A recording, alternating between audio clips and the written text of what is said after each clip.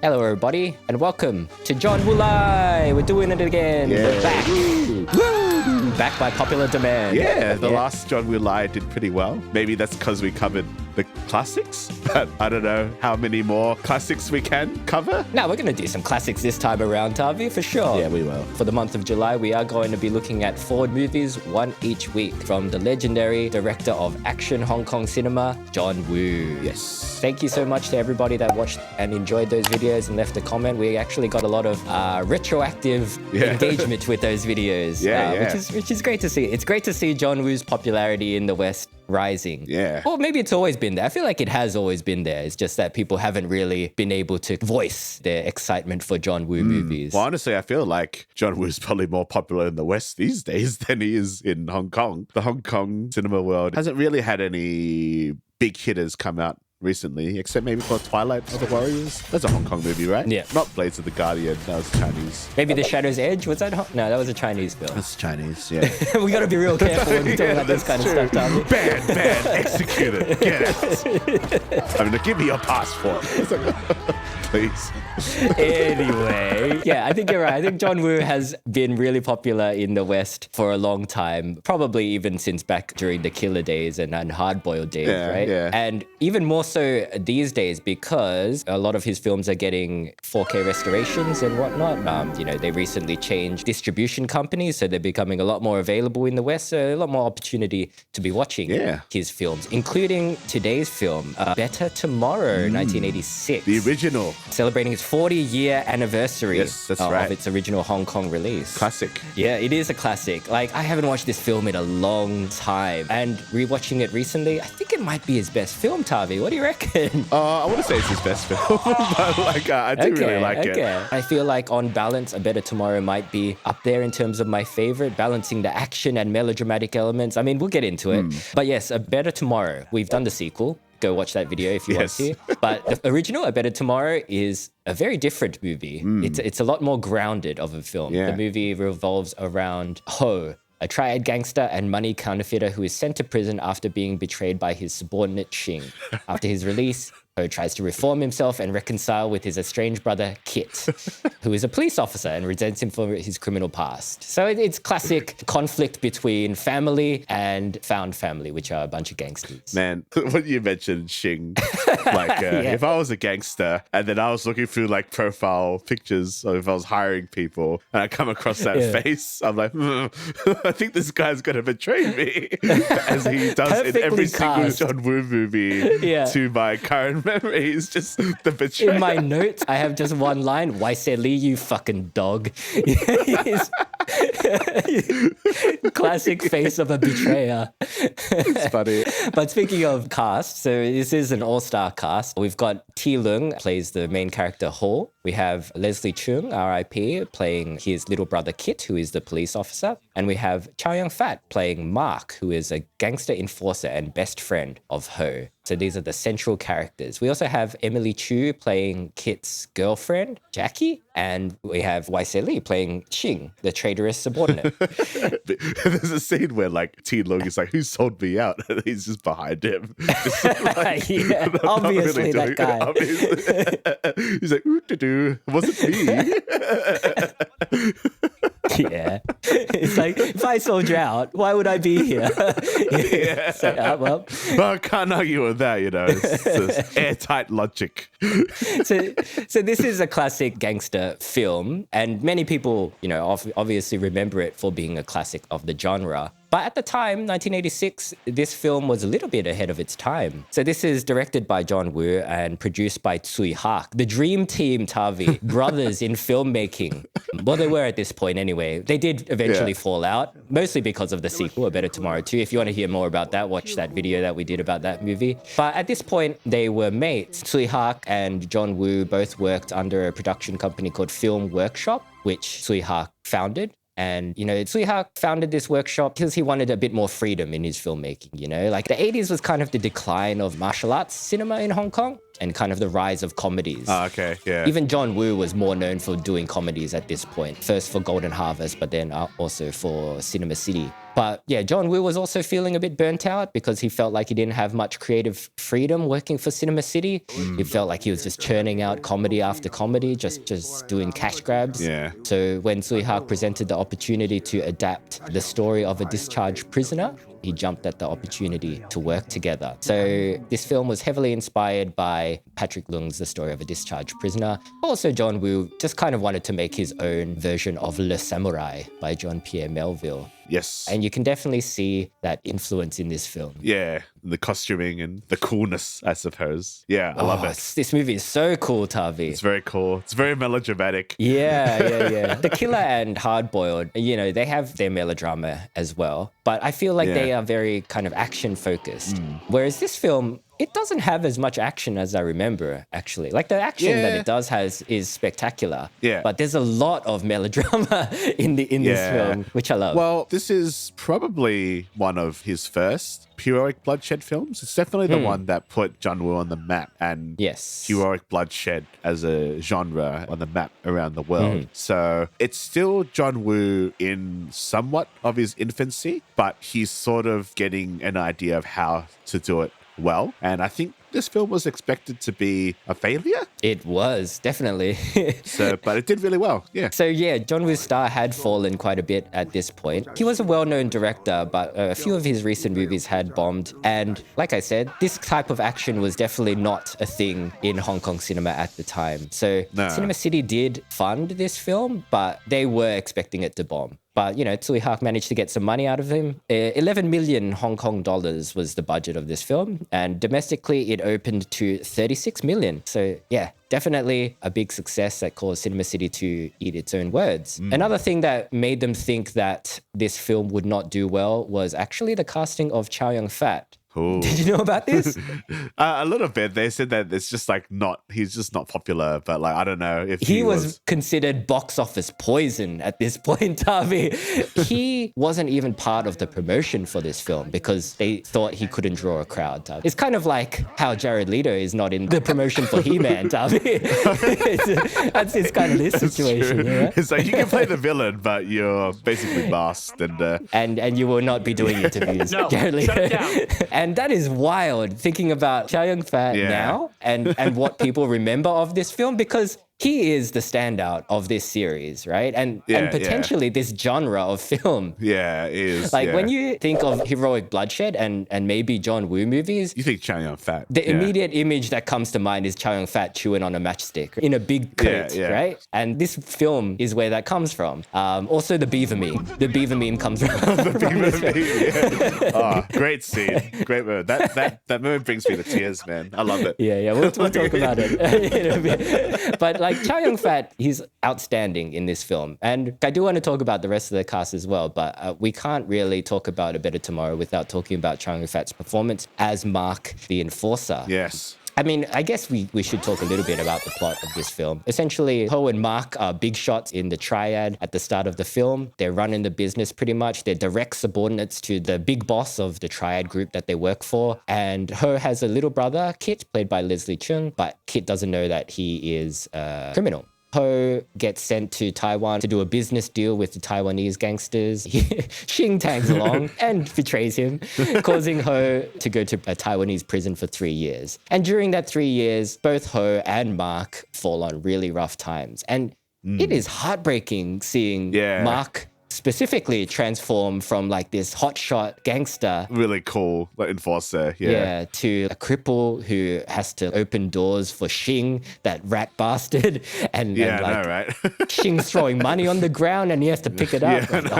John Woo really knows how to cast a character, and he knows how to make you feel don't hand it to him, throw it on the ground, let him pick it up. And because the layer is that he's a cripple as well, and he's someone that has given Xing so much opportunity and guidance, and then he treats him like shit. That's just oh man, it really gets under your skin. it's like that pride as well that you feel from Mark, because he's like a fun-loving guy at the start of the film. Yeah. Even as a cripple, you know, he's kind of like resolved to hold his head high, conduct himself with dignity. Like dignity is pretty much his whole thing, I guess. It's dignity! God! He's a very iconic character. John Woo took a lot of inspiration from Wuxia when making this and kind of put a, I guess, somewhat modern interpretation of that genre. So there's a lot of like honor and the pillars of Wuxia heroism, and Mark represents that kind of character that can't be corrupted. He's got like a set of moral pillars that he stands by, and nothing that you do to him can corrupt those pillars. He makes that very clear. Yes, indeed. You know, and he's kind of like a moral compass to Ho, because Ho's character, on the other hand, he obviously follows the same code as well, but he is very conflicted because he's torn between the love for his family, which is Kit, but he also has a lot of love for Mark as his brother from another mother, I guess. And Mark is trying to convince him, you know, like, we got to get back in the game. We got to take Xing down and, you know, become big shots again. So yeah, Ho is kind of torn between the two. And it's hard because you can't really say which is the right direction in this case, even though this film would make it clear that killing everybody is the right direction. Well, I guess that's sort of one of the genre tropes of this, is the moral line between gangsters and people in the law. You know, you've got your code of ethics, no matter which side of the law you are on. There's always a sense that there has to be some form of order, otherwise chaos would just ensue and everyone would just eat each other. And there's always people who are trying to corrupt the system, which is interesting because it is a system that is built on essentially working outside the law. Yeah, because they are criminals, these main characters, but they're the heroes of this story. I mean, their business at the start is counterfeiting. So they run a counterfeiting business, but it is counterfeiting foreign currency. So it's kind of like a business that doesn't directly harm Hong Kong citizens, I guess. Whereas Xing, you know, he betrays her at the start, which is obviously a betrayal of the moral code as well. But also he wants to get into the drug trade, which contrary to counterfeiting foreign currency, that business is harmful to Hong Kong citizens. So that makes him the villain. Even though everybody's a criminal, he is a villain. I mean, the counterfeiting money thing, I wonder if it would still work or not, because everyone uses fucking touch pay and whatnot. So it's kind of like, oh, I don't carry cash on me anymore. It's like, oh, it doesn't have the same cinematic flair, like burning your iPhone while lighting your cigarette. It's not the same as burning a wad of cash, is it? Well, I've seen a couple of videos in which they say that modern technology is making things less cinematic because it's just too convenient. And generally, I hate seeing iPhones and smartphones on film because it looks, people haven't utilized it well. It doesn't work. It's like if James Bond, you know, if you replace all of the gadgets that he's given by Q with just a smartphone that can do pretty much everything, like, that doesn't work, does it? The new James Bond movie, he goes to Q, just gives him a smartphone. It's like, here you go. It's like, oh, cool. Yeah, it can do everything. It's like sponsored product placement as well, because James Bond movies love doing that. It's like, oh no, a locked door. I'll use my Samsung Galaxy. But I like the interactions between Kit and Ho at the start. There's something very interesting about the childishness of everyone and how they sort of banter with each other. There's lots of play fighting. There's lots of play fighting. You know, trying to wrestle each other. And sort of scuffling. It seems interesting because it's something that is sort of grounded within a John Woo 80s action movie, how adults are sort of, I guess, big children. And it's good visual storytelling as well. Like, you get all of their relationship in those interactions at the start between Ho and Kit. And they don't really need to say that much to each other to establish that relationship. They just got to do a little bit of play fighting and, you know, scuffling. Yeah, they really do. And no disrespect to the late, great Leslie Cheung, but they really do make Kit really annoying to watch. I think his character, he's like the scrawny little guy whose view on things is black and white, and he just neglects everything. And he treats Jackie like he's such a bad partner. He's a horrible partner. Like, I thought he was bad in the sequel, but he's terrible in this film as a partner. Why on earth would you want to marry this guy? There's a scene, Tavi, where, and I'm pretty sure this is the one you're thinking of as well, where he's like, after Ho gets sent to prison, you know, he's driven by anger, right, and revenge. He becomes really driven to take down Xing's organization. So at a point in the film, he's tailing some of Xing's men, and Xing's men throw this piece of paper with some information on it into the trash. And then it cuts to Kit dragging in this bag full of trash into their apartment. And Jackie's like, oh, you're home. And he doesn't say anything to her. He just like dumps all of the trash directly onto the kitchen floor. And she's like, what the hell? And then he's sorting through the trash until he finds the information he's looking for. The ripped up paper, yeah. Yeah. And then he's just in the shower, just rinsing himself off and like leaves Jackie to clean up the mess. And I questioned it. I was like, oh, did he just leave Jackie to clean everything up? And yes, there's a very specific and intentional shot of Jackie cleaning up the trash while Kit's having a shower. Horrible. He's terrible. And I guess the point is that he's driven to the point of obsession, right? Yeah, yeah. So he doesn't care about anything or anyone, including his girlfriend at this point. Yeah. His sole purpose in life is catching these guys. It's just, in real life, I'd be like, well, I'm leaving. Like, fuck you. Yeah. You haven't talked to me in weeks. You've ignored me. You're bitter all the time. And it's her birthday, Tommy. It's her birthday and she's cleaning up trash. So and then funny. it's like, he's like typing on his typewriter, just like doing work, and she's trying to get his attention. She turns like the circuit breaker off, and then he just like turns on this little desk lamp or something, and it keeps working. And then he just tells her, oh yeah, I haven't actually forgotten. Like, come on, man. Like, Come on, man. Do better. I guess this is why cops in movies generally are always divorced from their partner. Like I'm talking about in Heat, I guess Morgan Freeman in Seven. Yeah, it's a cliche at this point. Their only dedication is to their work. Do you think that would be the case these days? Like no one wants to do. Like in Australia, it's like, oh yeah. In Australia, like, certainly not. It's like, you're off the case. It's like, oh, cool. See you later. See you later. Work-life balance is important, and taking care of your partner is important as well, you know? Yeah. Like, you got to be there for them, especially if it's their birthday and they've made their own cake. But yeah, that's his character, right? And it is annoying to watch, but it is effective in telling the story and driving the plot forward, right? Because it creates that conflict within Ho. Yeah. And Ti Lung as Ho as well, I think this is a very underrated performance on his part. I think so. Like, it's a very understated but very effective performance. He does a lot of eye acting in this film. Because he's the main character of this movie. And he's the one with the most conflict as well. Like, I think he's really, really good in this film. I think he sells the melodramatic elements really well. He does the action very well as well, which we will talk about. Yeah. He says so much with his eyes. Yeah. That scene after his scuffle in the rain, I guess, with Kit. Yeah. And he realizes that he's been gone 3 years. He's lost everything, including his brother, who he thought he could come back to. And just that look of being lost. It's so good. And I think him and Chow Yun-fat, when they're having their scenes of dialogue where it's really dramatic as well, all of that works so well. Like you really get a sense of their brotherhood in this film. It's just so good when he comes back and he sees Mark being a cripple and like how he's so down on his luck, and that confrontation in the car park where he's like, I don't want to set my life straight. I don't want to do gangster stuff anymore. And Mark just goes off at him. It's so heartbreaking. It's really good. Yeah. Like everything in this film is so heightened. The melodrama, the sense of brotherhood, the music, and the action.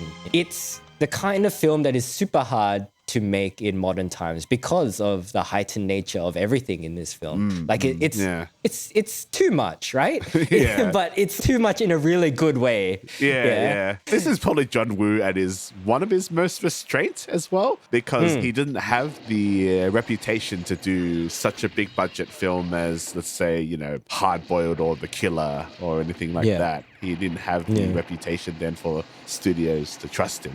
You can kind of see where he's still trying to find his style a bit as well, because, this is the first kind of real attempt that he's had at this genre, the heroic bloodshed genre. So you can see that it's something that he's really wanted to do for a long time, but it's not something that he's really nailed yet. Yeah. But like the action itself is still really solid. Yeah. There's some outstanding action set pieces in this film. The scene where Mark gets revenge on the Taiwanese gangsters in the restaurant, obviously really, really sick imagery. It's not as crazy as anything you'd see in his later films in terms of like explosions and body count. But the way that it's set up, where he's dramatically walking down that hall to the restaurant, he's planting the guns in the pot plants. Yeah, it's cool. And it's just cool. The doors open in slow motion. It's very cool. Yeah, and he shoots that really ratty looking guy that you think he's the original betrayer. Yeah. I think the first time I saw that scene, it might have been like one of my first erections, maybe, you know, just like,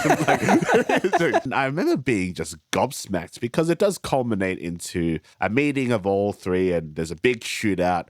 And there's Uzis and unlimited ammo and explosions. And I was just like, oh my God, I think this is the first actual taste of Heroic Bloodshed that I properly digested. Because I'd been exposed to it, but never really thought about it too much. I think I'd seen it, you know, bits and pieces of it in Hollywood films. But at that point, I'd never seen such a movie that had so much style and so much unlimited ammo and so much melodrama and so much people getting rinsed with bullets. And I love it, you know, like getting rinsed with bullets is just something that I wish I could do at some point in my career. Just like get rinsed with bullets. You heard him, everybody. Go to Tommy's house, rinse him with some bullets. I mean, don't rinse me with bullets. He's open to it. I mean, I'm talking about like... And if you do, get it on camera. I'll play it at his funeral. If anyone could choose a way to die, it would be in a Better Tomorrow kind of situation where it's just You're right. So like the ending of the film takes place in the docks. So Ho and Mark have taken Cheung hostage. They wanted to get the money and then escape on a boat, right? And get out of Hong Kong. Right. That was the plan. Okay. But then Kit, the idiot, gets taken hostage. So it ends up being a standoff where they have to trade Cheung for Kit, which obviously is not going to go well. Like there's a million guys there on Cheung's side. So obviously it devolves into a massive shootout. Mark goes back because of Wuxia heroism. You know, and it's the three of them against Cheung and all his gangsters. And they do very well. It helps that they have unlimited ammo and plot armor, but they're doing extremely well. Not aiming properly and still like taking out 5 guys with 1 spray. Awesome. Yeah, not really taking cover. You know, like realism is out the window in this film. And that's not the point of this film, right? It's just to look cool. Which again, it could be seen as a criticism, but you know, shut up. Shut up! As Ken from Better Tomorrow to You would say. Mark's twin brother. I can't blame them for wanting to bring Chow Yun-fat back in the sequel. You know, he's definitely a highlight in this film, as is his death. Mark's death in this film. So during the gunfight, Kit at this point is still being a bit of a bitch. Like he's still like they're in the middle of a gunfight, but he still kind of wants to arrest Ho for some reason. So like Mark has to slap some sense into him and remind him that Ho is his brother and, you know, like family is important and that. So he gives him a little speech, but then Cheung takes the opportunity to shoot him in the back. And then to continue shooting him, I love these like edits of just like cutting back and forth between Cheung's sort of stone-faced expression and just like, I'm shooting your favorite character in this movie. What are you going to do about it? And it's just like, continue. So good. But I think the reason like T Lung does get overshadowed is because Mark does have the loudest moments in this movie. Maybe 4 of them. It's the initial like, let's get back into the game. And then there's another point where Kit is being a bitch earlier in the movie, and then Chow Yun-fat starts slapping the shit out of him.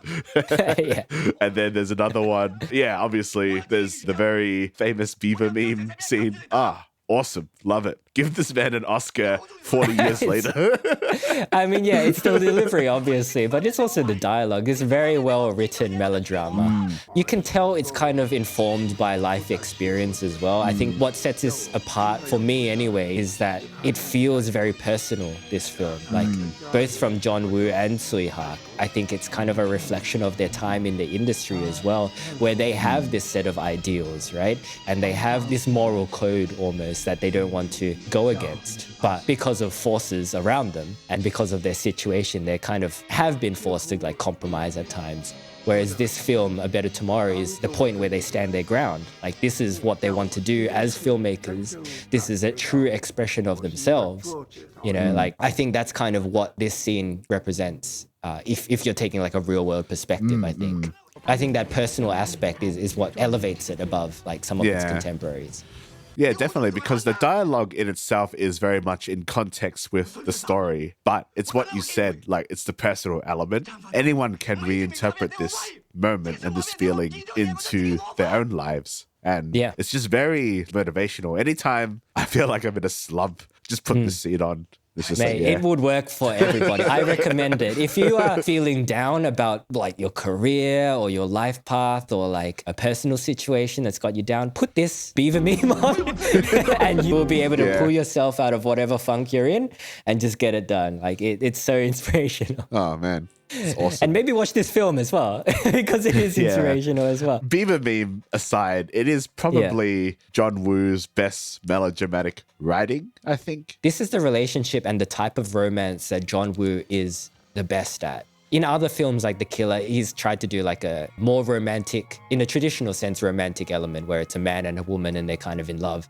It doesn't quite work as well for me. I think this brotherly love is where he shines. Yeah, brotherly love, yeah. I think we need movies like this these days. Yeah, definitely. Because there's not much romance in movies anymore. Because everyone hates men now, so you can't really write this stuff.